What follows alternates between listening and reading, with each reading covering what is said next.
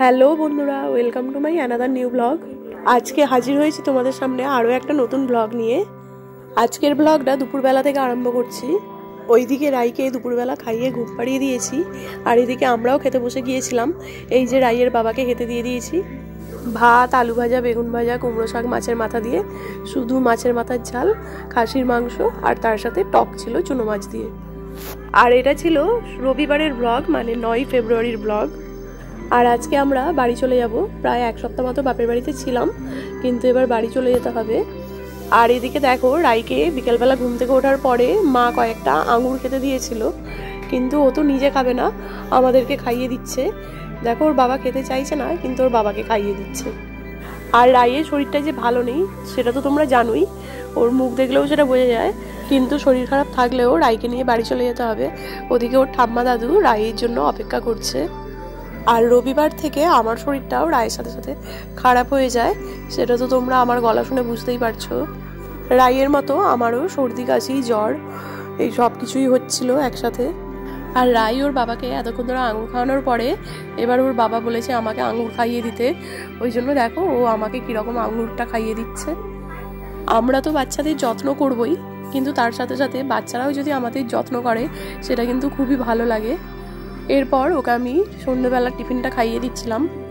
আর তারপর আমাদের বাড়ি যাওয়ারও ছিল, ওই জন্য একটু তাড়াতাড়ি করছিলাম। এখন তো ওয়েদারটা এতটাই খারাপ যে ঘরের ভেতর থাকলে গরম হচ্ছে, আর বাইরে বেরোলেই ঠান্ডা লাগছে। আর তার উপর আমার আর রাইয়ের দুজনেরই শরীরটা খারাপ ছিল, ওই জন্য আমরা বেশি রাত না করে সন্ধ্যেই বাড়ি চলে যাচ্ছিলাম। অন্য সময় হলে আমরা রাতে খাওয়া দাওয়া করে যাই, কিন্তু আজকে যেহেতু শরীরটা ভালো নেই ওই জন্য আমরা আর বেশি দেরি করলাম না। দেখো, এইদিকে রাইকে খাইয়ে দিয়েছিলাম, আর রাইকে দুখানা জামা পরিয়ে দিয়েছিলাম, আর ওর হাতে মোজাটা দিয়েছিলাম। ও কেমন নিজে নিজেই মোজাটা পরে নিচ্ছে। ওকে কিন্তু নিজেকে মোজাটা পরতে বলা হয়নি, ও বেশি নিজেই পাকামো করে মোজাটা পরছিল। আর এদিকে রাই জামা কাপড় পরছিল, আর ওদিকে আমার হাজব্যান্ড গিয়েছিল মোমো আনতে। যেহেতু সন্ধ্যেবেলায় বাড়ি চলে যাচ্ছিলাম, একদমই কিছু না খেয়ে গেলে নয়, ওই জন্যই ও মোমো আনতে গেছিলো। আসলে আমি মোমো আনতে বলেছিলাম, গলাটা ব্যথা করছিল, স্যুপটা খেলে যাতে ভালো লাগে। আর তারপর এই যে আমার মোমো খাওয়া হয়ে গিয়েছিল, আর আমার হাজব্যান্ড এদিকে মোমো খাচ্ছিল। আর এদিকে রাইকে টুপি, মোজা সব পরিয়ে দিয়েছি, আর ওর দাদা ভাইয়ের সাথে একটুখানি যাবার আগে খেলা করছিল। আর রাই কিন্তু ইদানিং এখন ফোন দেখতে শিখেছে। ফোনে বাচ্চাদের যে কার্টুনের গানগুলো হয় সেইগুলোই রাই এখন দেখতে শিখেছে।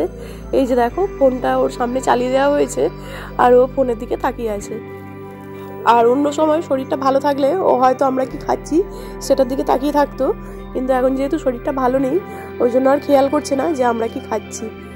আর এরপর খাওয়া দাওয়া হয়ে যেতে এখানে রাইকে ওর বাবা রেডি করিয়ে দিচ্ছিল, আর ওদিকে আমিও রেডি হচ্ছিলাম। আর আমার বাপের বাড়ি থেকে শ্বশুরবাড়ির ডিস্টেন্সটা তো বেশি দূর নয়, আমি আগেও বলেছি, তাই জন্য বেশিক্ষণ লাগবে না বাড়ি যেতে, 10 মিনিট মতো লাগবে। আর এখন তো একটু সন্ধে হয়ে গেছে, শীতকালের রাত, অতটা রাস্তাঘাটে ভিড়ও হবে না। তারপর এই যে এদিকে দেখো, রাই কিন্তু রেডি হয়ে গেছে, আর ওকে কিরকম একটা পুতুলের মতো লাগছে দেখতে। ওর বাবা ওকে এত চাপাচুপি দিয়েছে যে আর কোথাও দিয়ে ঠান্ডা ঢোকার ভয় নেই। আর ও ভালোই বুঝে গেছে যে ও বাড়ি চলে যাচ্ছে, ওই জন্য দেখো এখন থেকেই সবাইকে টাটা করে দিচ্ছে। আর অনেক দিন ধরে বাপের বাড়িতে এসে থাকলে এটাই একটা খারাপ লাগে যে যাবার সময় মনটা কিন্তু ভীষণ খারাপ হয়ে যায়। একদিনের জন্য বা দুদিনের জন্য এসে ঘুরে গেলাম সেটা একটা আলাদা ব্যাপার, কিন্তু যদি এসে বেশি দিন থাকি তখনই যাওয়ার সময় মনটা খারাপ লাগে। আর বিশেষ করে যদি বাচ্চা থাকে, তো ওই জন্য আমার মা বাবারও রাইয়ের জন্য মনটা খারাপ হয়ে গিয়েছিল।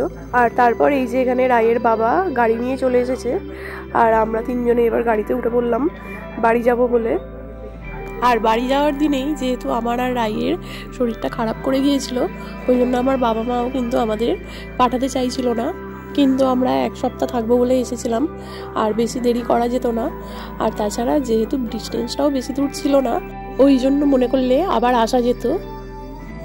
তারপর আমরা ওদেরকে টাটা জানিয়ে বাড়ির জন্য রওনা দিলাম। আর রাইয়ের তো শরীরটা ভালোই খারাপ, ওই জন্য ওকে যতটা পারি আমার ওড়না দিয়ে মুড়ে নিয়েছিলাম। আমাদের শরীর খারাপ হলে আমরা সেটা সামলে দিতে পারবো, কিন্তু বাচ্চাদের শরীর খারাপ হলে সেটা সামলানো খুবই মুশকিল। ওরা তো কিছু বলতে পারে না, শুধু শুধু বেচারা কষ্ট পায়। আর আমরা সন্ধ্যেবেলা বেরোলেও রাস্তাঘাট কিন্তু ভালোই ফাঁকা ছিল, একে তো রবিবার ছিল, তার উপর আবার শীতকাল বলে কথা। শীতটা যাবে যাবে করেও যাচ্ছে না। মাঝখানে দুদিন খুব গরম পড়ে গিয়েছিল, তারপর আবার ঠান্ডাটা পড়ে গেল। এই জন্যই তো শরীরটা আরও বেশি করে খারাপ করছে। তারপর এই যে আমরা আমাদের বাড়ির গলিতে চলে এসেছি, আর আমাদের বাড়ির সামনেও এসে গেছি। এবার চলো দেখা যাক রাইকে দেখে রাইয়ের ঠাম্মা দাদুর রিয়াকশনটা কি হয়। রাই 1 সপ্তাহ বাইরে ছিল বলে প্রথমেই তো বাড়িতে এসে একটু গোমড়ামুখো হয়ে গিয়েছিল, সব কিছু চিনতে জানতে একটু টাইম লাগছিল আর কি।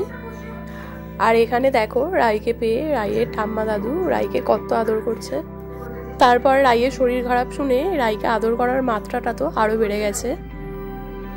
তো আজকের ব্লগটা আমার এতটুকুই ছিল, কেমন লাগলো জানাবে।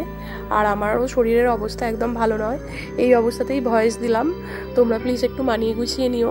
আর আমার ভিডিওটা যদি ভালো লাগে একটা লাইক করে দিও, আর আমার চ্যানেলটাকে সাবস্ক্রাইব করতে ভুলো না।